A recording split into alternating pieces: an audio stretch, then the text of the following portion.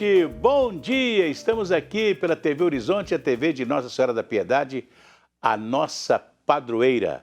Bom dia, minha amiga dona de casa, companheira de todas as manhãs, recebendo o nosso abraço e o desejo de paz e alegria. Pois é, nós ainda estamos num período chuvoso.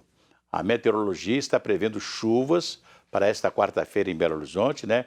Com períodos de estiagem. O sol pode até reaparecer, mas é dia de chuva em Belo Horizonte, né? Então você se prepare, saia sempre com a sombrinha, com o guarda-chuva.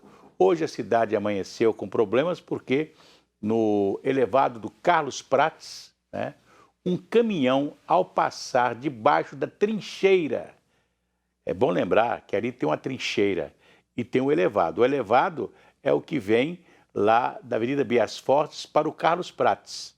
E quando chega na chegada a Pedro II, tem uma trincheira, né, feita sobre a Avenida Nossa Senhora de Fátima.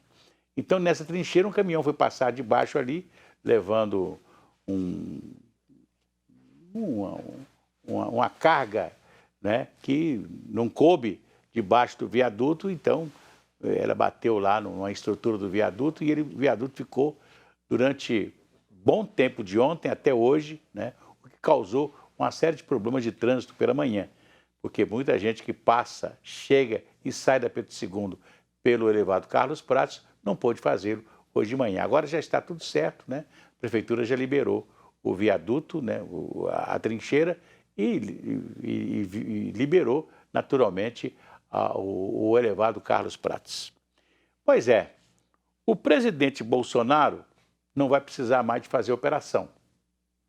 O quadro clínico dele melhorou muito e o intestino passou a funcionar. Ou seja, o presidente abusou muito nesse final de ano, nas suas férias lá em Santa Catarina, comeu o que não devia, né? E aí teve um problema de obstrução intestinal. E ele vai ter que conviver com isso a vida toda, porque só se ele trocar o intestino dele, porque o intestino, a facada que ele tomou durante a campanha eleitoral na cidade de Juiz de Fora, né, fizeram uma operação e etc. Mas mesmo assim, ele ficou com sequelas, né? E essa sequela vai sempre ter problema se ele abusar da saúde, abusar na comida, né? Porque ele tem que comer uma comida mais pastosa, ele tem que comer uma comida que é com mais fibra, não pode comer certas coisas que ele deve ter abusado lá em Santa Catarina. Aliás, os médicos já disseram que ele vai ter que conviver com isso a vida toda, né? Aliás, o presidente está muito esperançoso com respeito ao processo que apurou o problema da sua facada. O moço que fez a agressão à facada ao presidente Bolsonaro está preso. E as investigações concluíram de que não houve mandante e tal, e que o Adélio Bispo, né, que frequentava o Congresso Nacional, ia em alguns gabinetes, né, ele disse que teria agido sozinho. Quer dizer, ele foi para a cidade de Juiz de Fora, onde o presidente Bolsonaro faria uma visita com manifestação política, ele era candidato, né, naquela época, e lá ele esperou, se hospedou num pequeno hotel, e etc. e tal, para produzir essa facada, né, fazer essa facada no presidente Bolsonaro, na época candidato, né? Na época se questionou muito porque 2 horas depois da facada, e ele estava preso, chegaram lá advogados que vieram de jatinhos em Juiz de Fora. Então o presidente não engoliu até agora a investigação, porque ele quer que investigue os advogados, que foram pagos. Nenhum advogado ia chegar de graça na cidade de Juiz de Fora, num jatinho particular, para defender o Adélio Bispo, que foi preso naquela tarde, né? Então, alguém mandou, teve algum dedo de alguém. Então o presidente, ele acha que teve alguém que mandou o Adélio Bispo, que não agiu sozinho. E agora as investigações foram reabertas pela Polícia Federal, né? E ele já disse que agora descobriu-se os telefones dos advogados. Então, vão fazer uma investigação né, com quem os delegados conversaram, os advogados conversaram. Então, essa é a informação. Vai tudo bem, muito bem, muito bem, muito bem, muito bem, muito bem, bem, bem. Com pílulas de Lúcen. Sabe aquela dorzinha urinária, aquela sensação de queimação e ardor? Pílulas de Lúcen são antissépticas das vias urinárias e você encontra em todas as farmácias e drogarias do Brasil. Se persistirem os sintomas, o médico deverá ser consultado. Olha, o desemprego entre as mulheres tem aumentado no Brasil. Para reverter essa situação, os aplicativos de mobilidade têm sido uma alternativa de ocupação de renda para milhares de brasileiras. E uma plataforma nova dedicada ao público feminino deve ser lançada em breve em Belo Horizonte e região metropolitana. Quem nos conta é a Gabriele Assis. Gabriele. O Lady Driver surgiu após uma experiência negativa vivenciada pela Gabriela. A ideia surgiu depois que eu passei por uma situação ruim de assédio em um carro de aplicativo. E aí depois eu fiquei pensando quantas mulheres no mundo já passaram pelo mesmo que eu passei. E foi aí que eu vi, né, que as minhas amigas também já tinham passado por algum tipo de assédio, não se sentiam confortáveis. E aí eu vi também o lado da motorista, né, que muitas mulheres dirigem, mas elas não têm coragem de dirigir em aplicativos de transporte. O aplicativo de transporte só contrata motoristas do sexo feminino e só aceita passageiras. Homens apenas se forem acompanhantes. Eu tenho notado que tem bem mais mulheres agora dirigindo. Antes, no começo, sei lá, 5 anos atrás era mais difícil. Mas eu não sei como chama, se teriam mulheres disponíveis, tantas mulheres para atender a demanda de mulher, né? Não sei, mas eu acho legal, sim. Para aquelas pessoas que se sentem inseguras, né? Que tem esse receio, eu acho que é uma ótima opção, porque quando a gente está, né, próximo a alguém que a gente está mais confiante, fica tranquilo, é bom para todo mundo, o ambiente fica mais leve, a viagem é melhor, né? Tudo acontece da melhor forma, acho ótimo. 65 mil condutoras já estão trabalhando na plataforma em todo o Brasil. Em Belo Horizonte e região metropolitana, os veículos ainda não estão circulando, mas as motoristas já podem se cadastrar. Mulheres, né, que têm carteira de motorista, só que elas precisam ter o EAR, que é o Exerce Atividade Remunerada. Então, elas tendo a EAR na carteira, elas podem trabalhar já com a Lady Driver. E aí elas têm que mandar, né, a documentação, antecedentes criminais, comprovante de residência. Além da premissa de garantir a segurança das mulheres durante o deslocamento pela cidade, a plataforma conta com diferenciais para atrair motoristas e passageiras. Todos os cadastros de passageiras são verificados. Então, as motoristas elas já se sentem seguras por isso, porque nos outros aplicativos não, né? Os passageiros não são verificados. A gente verifica todas as passageiras que entram para dar segurança. Fora isso, a gente tem serviços específicos que nenhum outro aplicativo tem. Então, a gente tem as corridas que você chama na hora, né? On demand, você chama uma motorista mulher, ou você pode agendar corridas. A gente sabe que agora os aplicativos, né? As pessoas estão tendo muito cancelamento nas corridas. Então, muitas mulheres migraram para o Lady Driver porque elas podem agendar a corrida para ir para o trabalho, né? De repente ela vai todo dia para o trabalho, ela já escolhe a motorista dela, já faz um plano mensal para poder ir trabalhar. Fora isso, a gente também tem o transporte para crianças. É o primeiro transporte legalizado para levar crianças acima de 8 anos. E também o Lady Care, que é o transporte para pessoas da melhor idade, né? Da terceira idade. Então, né, uma filha que quer, de repente, que a mãe vá no médico, na fisioterapia, ou o pai também, se for acima de 65 anos, a filha cadastra e pode chamar uma lady para levar os pais para os médicos ou para onde eles quiserem ir também. Então, esses são os principais diferenciais que nós temos. É uma boa ideia, né? Você ter um aplicativo, né, só para atender o transporte de mulheres. Não é verdade? Agora, é como o Uber, né? É como o Uber que você tem o Uber no mundo inteiro, né? Mas o Uber não tem um carro, não tem um motorista, não paga um pneu, não paga combustível, não paga nada. E tem uma tarifa bem menor do que um táxi. Agora, o táxi aqui em Belo Horizonte, por exemplo, todos os táxis aqui são fiscalizados pela BH Trans. O motorista tem que passar por um treinamento, o motorista tem que ter, naturalmente, uma folha corrida na polícia para dizer que ele não é bandido, né? Que ele é um motorista de táxi, é um trabalhador, não é verdade? E mesmo assim, nós temos aí o Uber, né? Que é um grande sucesso. E agora esse aplicativo para as mulheres também vai ser um grande sucesso.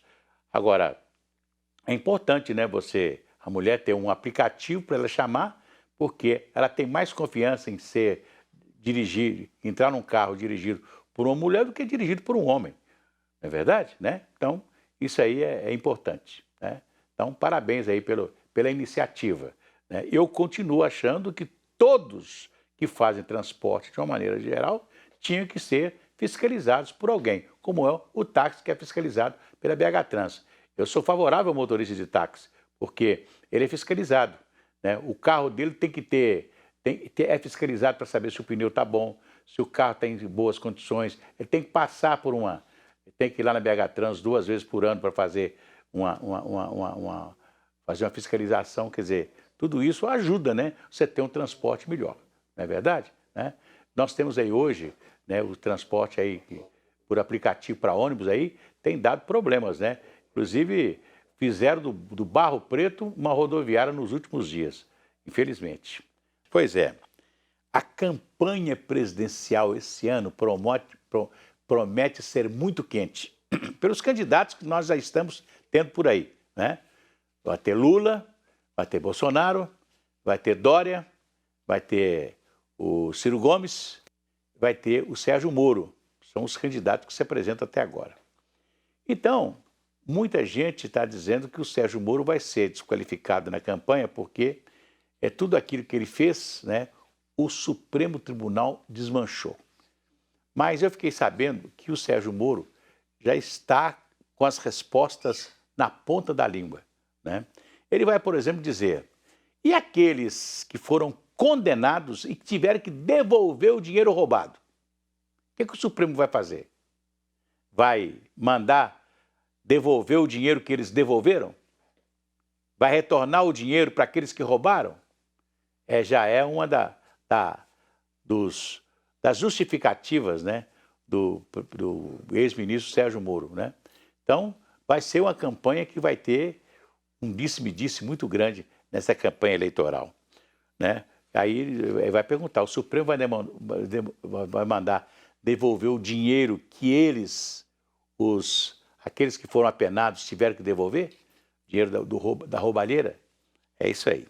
Olha, hoje o jornal Estado de Minas trouxe na página sua principal, ele trouxe uma coisa muito interessante, mostrando que a Lagoa da Pampulha está muito poluída. E com as últimas chuvas, ela recebeu uma poluição muito grande.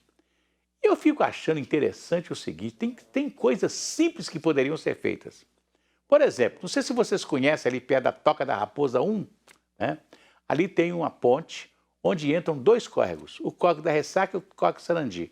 Um que vem de Contagem, né, e outro que vem ali do Alipo de Melo, do bairro Nossa Senhora da Glória, e etc. e tal, e os dois chegam juntos, né, e entram juntos na Lagoa da Pampulha.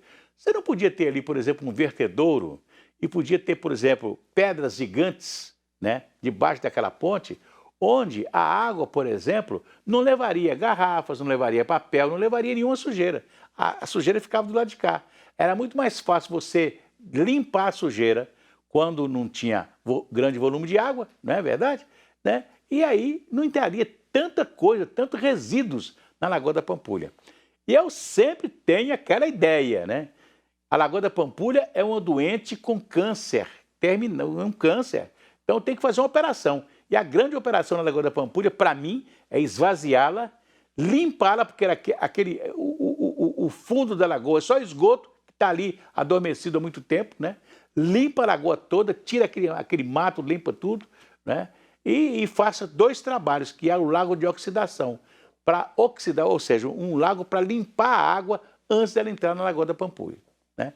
Mas esse é um sistema que não seria muito caro, né?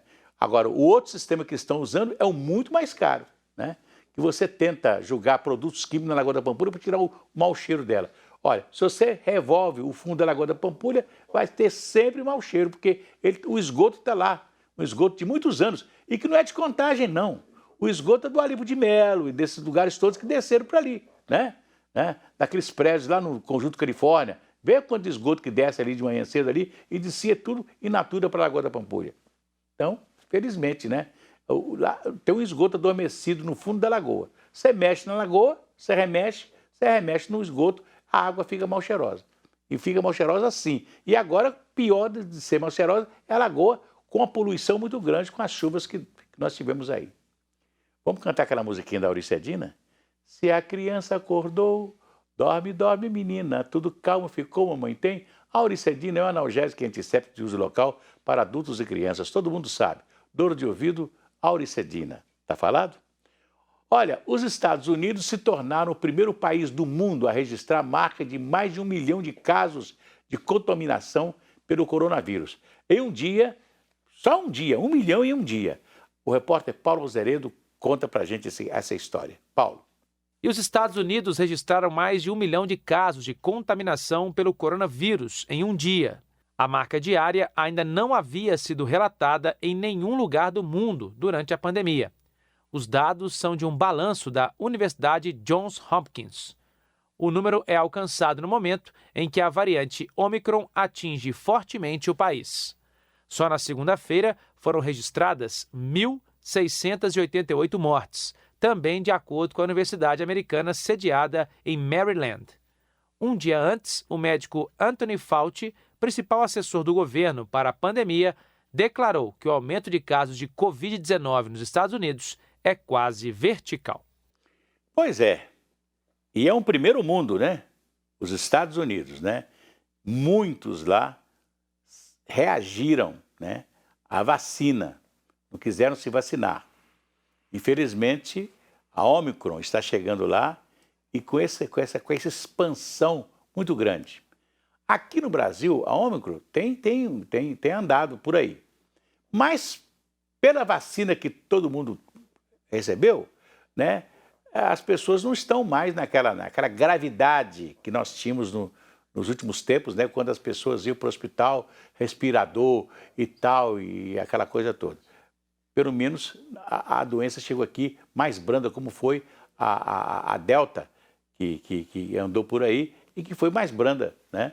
Agora, no Rio de Janeiro, o prefeito Eduardo Paes já anunciou que não vai haver carnaval de rua na cidade, porque as pessoas já estão se precavendo, né? Olha aqui, hoje você tem o futebol, né? O estádio fica cheio, né? O nosso índice de contaminação em Belo Horizonte aumentou muito, já passou de 1,8, né? 1,18, sei lá. Então, quer dizer, tá alta, né, a contaminação em Belo Horizonte. Então, nós temos que nos prevenir e voltar a ter os mesmos cuidados de antes. Lavar as mãos sempre, mão limpa, álcool gel, ou álcool mesmo, né? Máscara, usar a máscara é muito importante, né? Eu sempre falo que, olha, tem umas coisas que vão ficar. A máscara vai ficar em restaurante self-service, porque nada melhor que você com a máscara para se servir no restaurante self-service, né? Então, muitos hábitos que a pandemia nos trouxe, nós vamos continuar com eles, né? Aliás, é bom, ainda falando sobre isso, né? O governo federal, através do Ministério da Saúde, já decidiu que as crianças de 5 a 11 anos serão vacinadas. E na campanha que o Ministério da Saúde fez, né, ouvindo o povo a respeito da vacinação, o Ministério da Saúde só decidiu depois que a maioria que acessou o Ministério da Saúde, né, foi favorável à vacinação das crianças. Ora bolas, se nós vacinamos criança, aquela vacina que a criança nasce, já vacina a tríplice, né? Que você já vacina de criancinha quando nasce, né? De recém-nascido, né? As outras vacinas que as crianças vão tendo, né? Aos 2, 3, 4, 5, 6, 7, até 10 anos de idade, não é verdade? Então, nós vamos ser contra a vacinação, uma vacina para nos imunizar contra o Covid nas crianças. E as crianças que precisam ir para a escola, as crianças de 5 a 11 anos, né? Nós podíamos estar já vacinando essas crianças desde o final de dezembro, já vacinando essas crianças, para quando chegar agora, no início das aulas, as crianças estariam todas vacinadas, todas imunizadas, principalmente com uma dose da vacina, da Pfizer, né? Contra a Covid, né? E agora nós vamos ter, né? A maioria foi ouvida pelo Ministério da Saúde, é a favor de vacinação sem prescrição médica, que era uma maneira que o Ministério da Saúde estava achando, estava tentando implantar, para dificultar a vacinação de criança. Ou seja, nas chamadas classes sociais melhores, né, o cara ia lá e pedia o médico da família para dar uma prescrição da vacina. Agora, nas pessoas mais pobres, tinha que enfrentar posto médico e etc. Tal, ia ser muito mais difícil, né? Não. Agora não. A maioria já é contra. E vários estados brasileiros já disseram que não vai exigir prescrição médica para a vacinação das crianças, né? Que é a melhor maneira de você ter a escola com tranquilidade. Já vacinaram os professores, já vacinaram os militares. Todo mundo já está vacinado, por que não as crianças, né? E eu fico lembrando que nós fomos aqui campeã, né? Tivemos problema de poliomielite, a paralisia infantil, que foi afastado do Brasil com a vacinação. Ora, ser contra a vacinação é um crime, ser contra a vacinação das crianças, né? Imunizar as crianças contra a Covid. E vamos esperar que isso aconteça. Amanhã a gente volta. Um abraço.